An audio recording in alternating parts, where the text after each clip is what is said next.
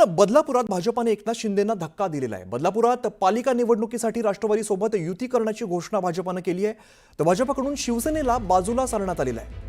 पालिका निवडणुकीसाठी राष्ट्रवादी अजित पवार गट आणि भाजप पक्षांमध्ये युती झालेली आहे, त्यामुळे शिवसेना शिंदे गटाला पालिका निवडणूक जड जाण्याची शक्यता आहे। दरम्यान विधानसभा निवडणुकीला भाजप आमदार किसन कथोरे यांच्यासाठी राष्ट्रवादी अजित पवार गटाने एक दिलाने काम केलेलं होतं आणि त्याच वेळेला पालिका निवडणुकीच्या वाटाघाटी ठरलेल्या होत्या आणि ठरल्यानुसार राष्ट्रवादी अजित पवार गट आणि भाजपामध्ये युती झाल्याचं कॅबिनेट मंत्री आशिष दामले यांनी स्पष्ट केलंय।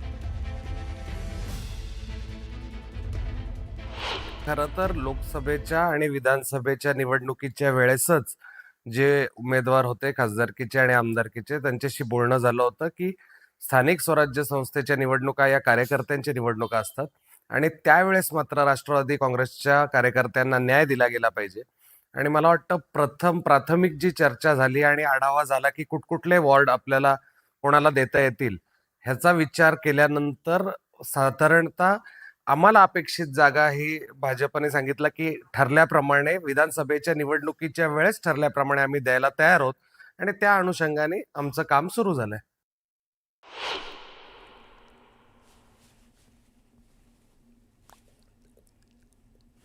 गणेश गायकवाड आमचे प्रतिनिधी आपल्याला अधिकची माहिती देत आहेत। गणेश, बदलापुरात भाजपानं एकनाथ शिंदेंना धक्का दिलेला आहे।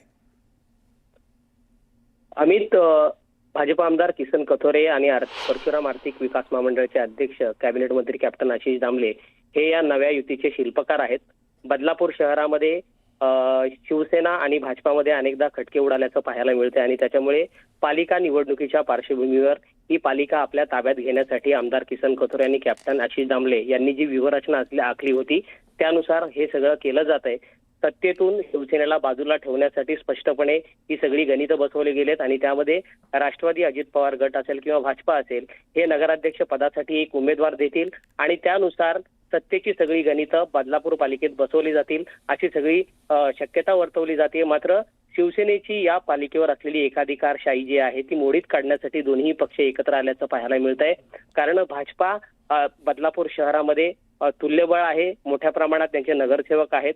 राष्ट्रवादी काँग्रेसचे जे अध्यक्ष आहेत सध्याचे आणि परशुराम आर्थिक विकास महामंडळाचे अध्यक्ष त्यांना कॅबिनेट मंत्रिपदाचा दर्जा मिळाल्यानंतर साहजिकच त्यांना देखील पक्षाकडनं रसद पुरवली जाईल आणि या सगळ्या गोष्टींचा फायदा करून घेण्यासाठी पालिकेवर आपली सत्ता प्रस्थापित करण्यासाठी दोन्ही पक्ष एकत्र आलेत। मात्र हा जो पॅटर्न जो आहे राज्यात जर राबवला गेला तर शिवसेनेला शिंदे गटाला राज्यामध्ये स्थानिक स्वराज्य संस्थेच्या निवडणुका जड जाण्याची शक्यता आहे आणि साहजिकच शिंदे गटाला प्रत्येक ठिकाणी बाजूला ठेवण्यासाठी ही सगळी खेळी भाजपाकडनं केली जात असल्याची सूत्रांकडनं माहिती मिळते। अमित, निश्चित गणेश, धन्यवाद या सगळ्या सविस्तर माहितीसाठी। आणि त्या ठाण्यामधून एक महत्त्वाची बातमी आपण बघूया। ठाण्यामध्ये आज ठाकरेंची शिवसेना आणि मनसेकडून संयुक्त मोर्चा काढला जातोय। ठाणे शहरातील पाणी समस्या असेल किंवा वाहतूक कोंडी समस्या आणि रस्त्यांवरील खड्ड्यांच्या प्रश्नांना अनुसरून हा मोर्चा काढला जातोय। या मोर्चाच्या माध्यमातून ठाणे महानगरपालिकेच्या कारभारावरती जाब विचारला जाणार आहे आणि हा मोर्चा गडकरी रंगायतन ते ठाणे महानगरपालिका दरम्यान दुपारी 3 वाजता आयोजित करण्यात आलेला आहे आणि या मोर्चासाठी दोन्ही पक्षांकडून जय्यत तयारी करण्यात आलेली आहे।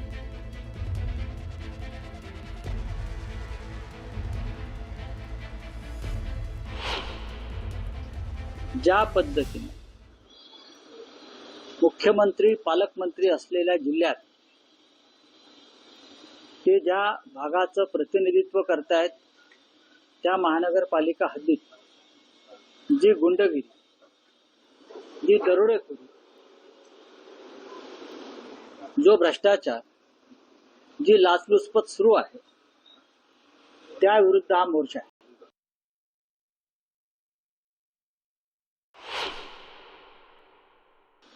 मी मुख्यमंत्र्यांचं अभिनंदन करतो, त्यांनी दत्तक घेतलेल्या नाशिक मध्ये जी गुंडगिरी विरुद्ध मोहीम सुरू केलेली आहे आणि कोणाचाही मुलाहिजा न ठेवता कोण कोणत्या पक्षाचा आहे याची फिकीर न करता त्यांनी पोलीस आयुक्तांना जे आदेश दिलेले आहेत की गुंडगिरी मोडून काढा, अशा प्रकारचे आदेश त्यांनी ठाणे जिल्ह्यातल्या गुंडगिरी विरुद्ध देणं गरजेचं आहे। गणेश नाईक एक ज्येष्ठ नेते आणि मंत्री आहेत, त्यांनी सुद्धा या रावण राज विरुद्ध आवाज उठवलेला आहे।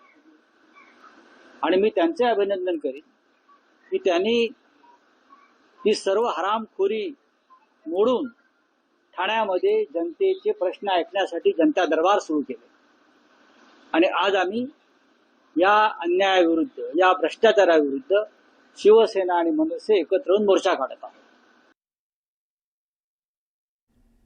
पुढे जाऊया. राज्याचे तत्कालीन मुख्यमंत्री आणि सध्याचे उपमुख्यमंत्री एकनाथ शिंदेंनी मुख्यमंत्री पदाच्या कार्यकाळात सुरू केलेल्या अनेक योजना बंद होण्याच्या मार्गावरती आहेत.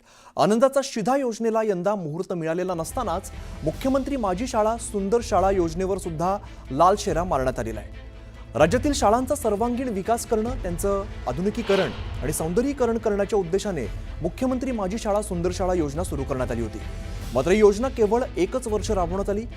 मात्र यंदा या योजनेला अद्याप सुरुवात झालेली नाहीये.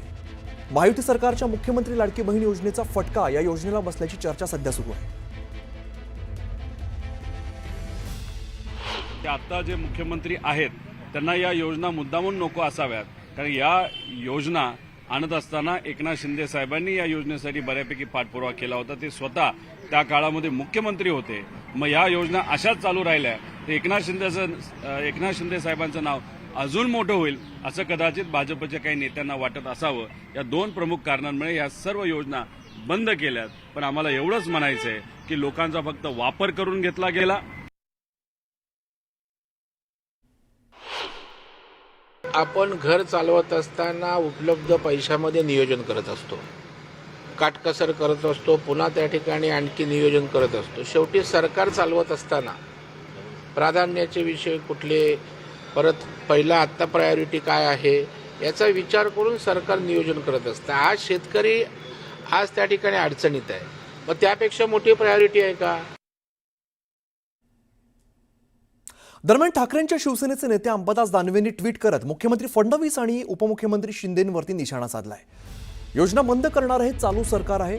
निवडणुकांपुरत्या सगळ्या योजनांचा भंपकपणा जनतेपुढे निश्चितपणे मांडू असं दानवेंनी म्हटलेलं आहे. सामान्यांना कणभर लाभाची अपेक्षा असलेल्या योजना बंद करून देवेंद्र फडणवीस सरकारने आपल्या सहकाऱ्यांच्या निर्णयांवरती फुल्या मारल्यात अशी टीका दानवेंनी केली आहे.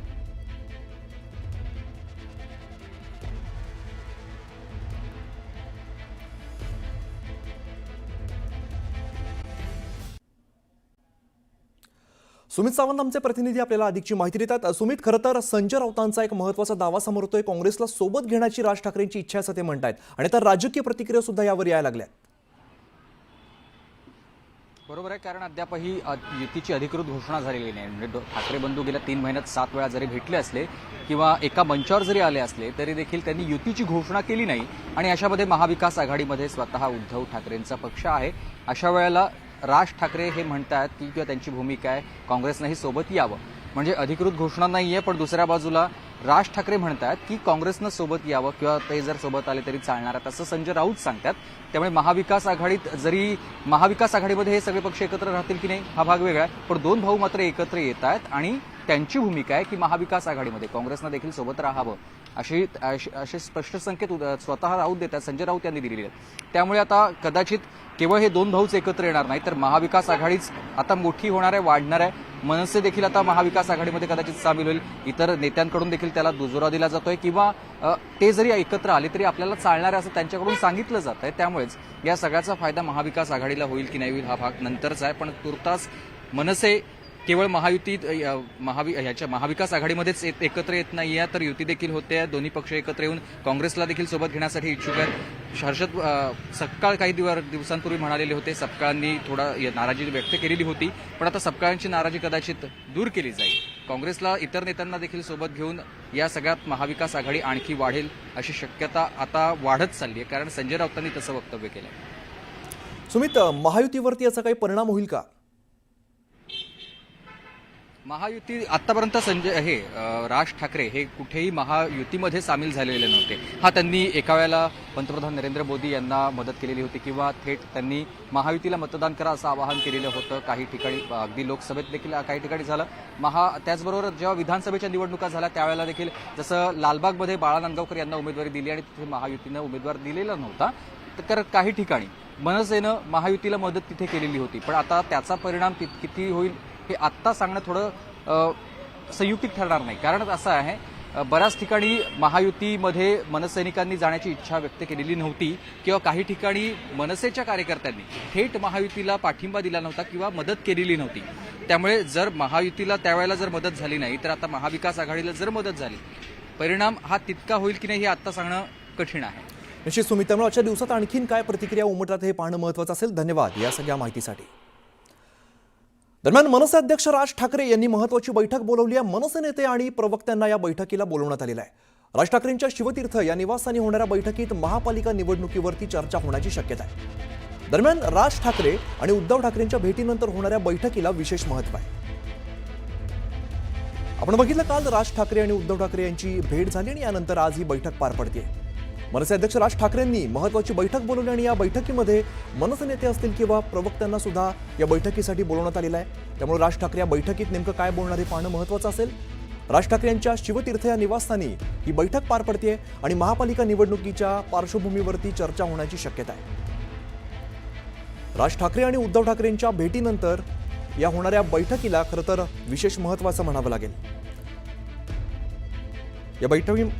या बैठकीमध्ये मनसे नेते आणि प्रवक्त्यांना सुद्धा बोलवण्यात आलेलं आहे.